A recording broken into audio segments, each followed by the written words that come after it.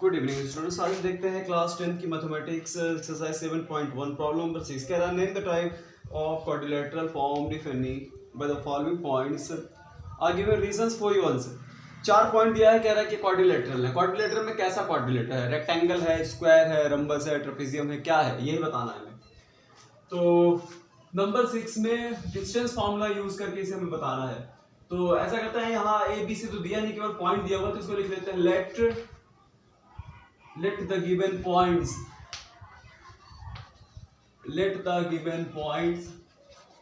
यहाँ पर जो पॉइंट्स है, एक को हमने मान लिया कि वो ये ए है -1 और -2, और दूसरा जो है वो 1 है और 0 है, ये बी हो गया। और एक पॉइंट है यहाँ पर सी जो है वो -1 और 2 है। एंड और एक तीसरा डी पॉइंट है, जो डी है वो -3 और 0 है। Be the vertices of quadrilateral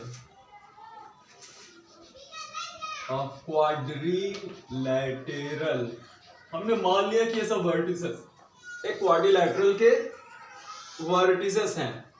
तो ऐसा करते हैं, जैसे एक रफ में एक डायग्राम बना लेते हैं, कि ऐसे रफली डायग्राम बना लेते हैं। जैसे मान लिया कि ये हो गया, ऐसे रफ में बना लेते हैं क्वाड्रिलेटरल। तो ऐसे बना लो, ऐसे क्वाड्रिलेटरल, ताकि निकालना थोड़ा सा आसान हो जाए। अब कैसा क्वाड्रिलेटरल है, क्या है, इसको अभी पता चलेगा। एक को हम दे देते हैं, ये ए पॉइंट है, ये ए है, इसको दे देते हैं कि ये -1 और -2 है। और इसको दे देते हैं बी, और ये हो गया 1 और 0। इसको दे देते हैं सी -1 और ये हो गया डी। जबकि ये पॉइंट अगर आप ऐसे बना करके कार्टेशियन प्लेन में बना करके दिखाओगे तो ये ज़्यादा सही रहेगा, लेकिन ये रफली डायग्राम है। और डी है -3 और ये हो गया 0, -3 0, ठीक है, ये हो गया। अब हमने मान लिया कि क्वाड्रिलेटरल है। क्वाड्रिलेटरल में कैसा है ये भी बाद में पता चलेगा।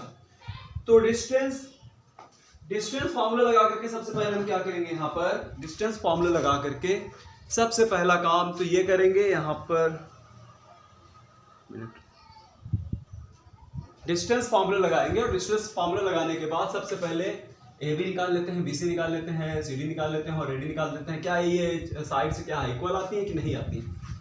तो चलिए अब निकालते हैं सबसे पहला काम ए बी निकालने के लिए फॉर्मूला आपका यही होगा, x2 - x1 square plus y2 - y1 का स्क्वायर, ये वाला ये फॉर्मूला रखेंगे। तो ए इसको चलो हमने मान लिया कि ये x1 है और ये y1 है, इसको मान लिया कि x2 है और ये y2 है। तो ये x2 - x1, तो x2 क्या है, 1 है, और x1 क्या है, -1, तो माइनस हो गया, फार्मूला का माइनस हो गया, प्लस यहाँ पर भी 1 का स्क्वायर कर दीजिए, प्लस y2 0 माइनस y2, तो माइनस हो जाएगा, प्लस 2 का स्क्वायर। अब ये हो गया 1 का स्क्वायर हो गया 2 का स्क्वायर, प्लस ये भी हो गया 2 का स्क्वायर, यानी ये आया 4 + 4, इसका मतलब √8। इसको जब आप फ्री करोगे तो क्या मिलेगा, 2√2। हाँ, तो 2√2, ठीक है, सब दिख रहा है आपको। तो 2√2, ये क्या मिला, ये मिल गया ए बी। तो हमने ए बी निकाल लिया। चलिए ए बी को यही लिख ले रहे हैं क्योंकि इसको रेस करेंगे। तो ए बी कितना मिला हमें, 2√2। ये तो ए बी निकल आया। अब हम निकालेंगे, ए बी निकाल लिया, अब क्या करेंगे, बी सी निकालते हैं। A B, B C, C D और ए डी सब निकालेंगे, ठीक है। तो आप यहाँ तक कॉपी कीजिए, फिर आगे हम बताते हैं क्या करना है।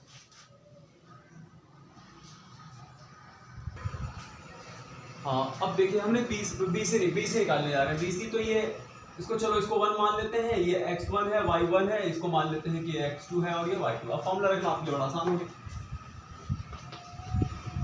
x2 - x1 यानी -1 और -1 का स्क्वायर, प्लस ये एक by two, two minus zero, two minus zero का स्क्वायर, तो वन वन का ही हो गया, माइनस टू का स्क्वायर प्लस टू का स्क्वायर। अब टू का स्क्वायर क्या हो जाएगा 4, और इसका भी क्या हो जाएगा 4, इसको निकालेंगे तो क्या हुआ 8, फ्री किया तो 2√2, तो यानी क्या मिल गया BC। चलो BC भी हमने निकाल लिया, तो BC भी क्या आया, BC भी तो आ रहा है 2√2, यानी दो साइड तो इक्वल हो गई। अब नंबर है CD का, CD निकालते हैं।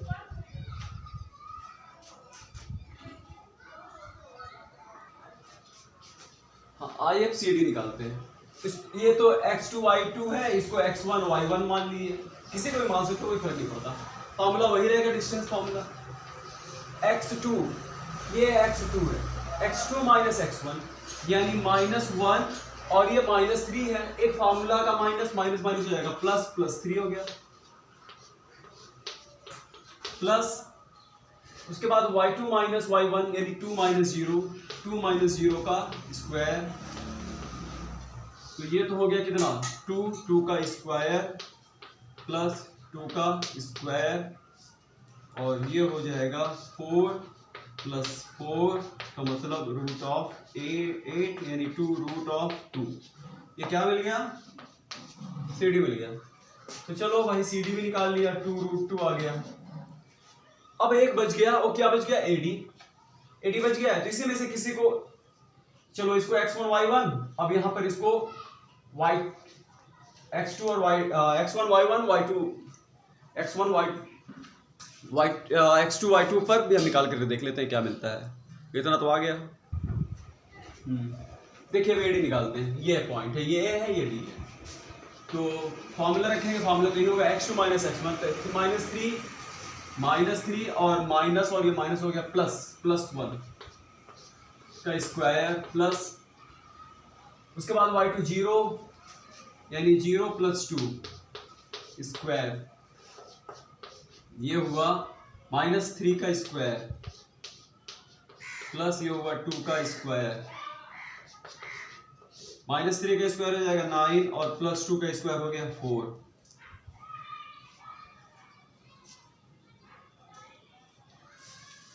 AD इक्वल कहीं गलत तो नहीं हुआ है, और -3 + 1 और 0 -2, तो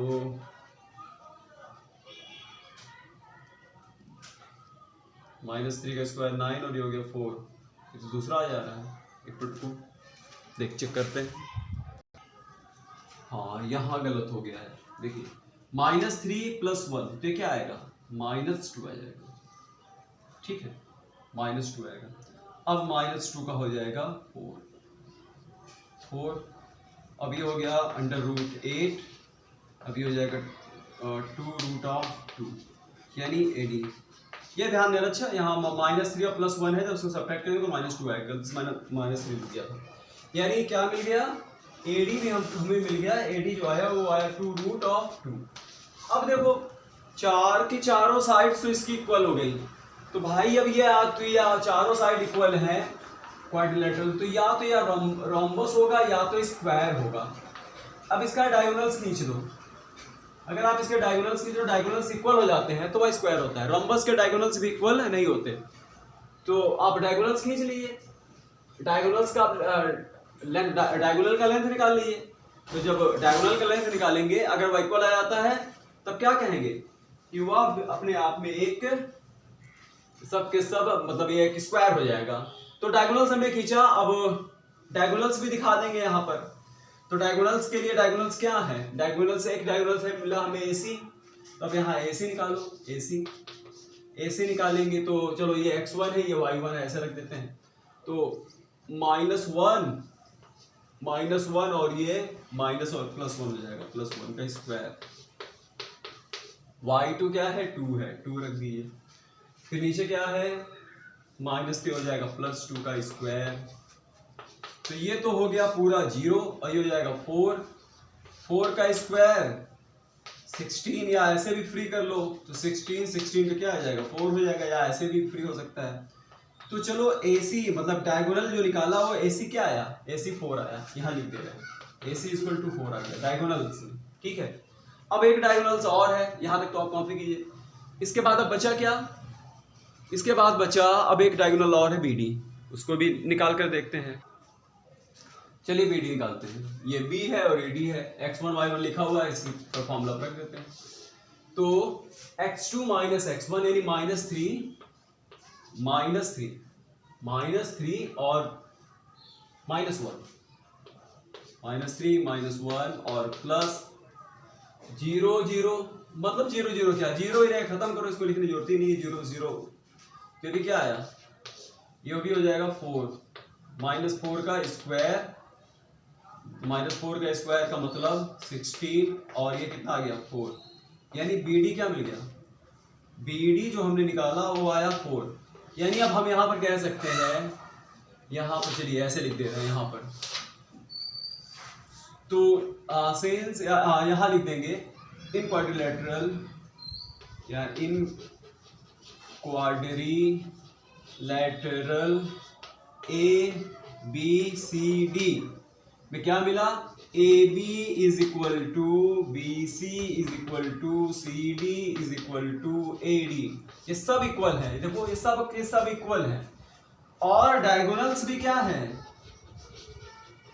और डायगोनल्स भी तो इक्वल है। डायगोनल्स में क्या निकला है, डायगोनल्स एक आया AC is equal to BD, diagonals भी इक्वल हो गया। जब ये कंडीशन आ जाती है तब सीधा सीधा ये कंफर्म हो गया कि ये जो क्वाड्रिलेटरल है वह एक स्क्वायर है। तो given quadrilateral is a square, given points या गिवन क्वाड्रिलेटरल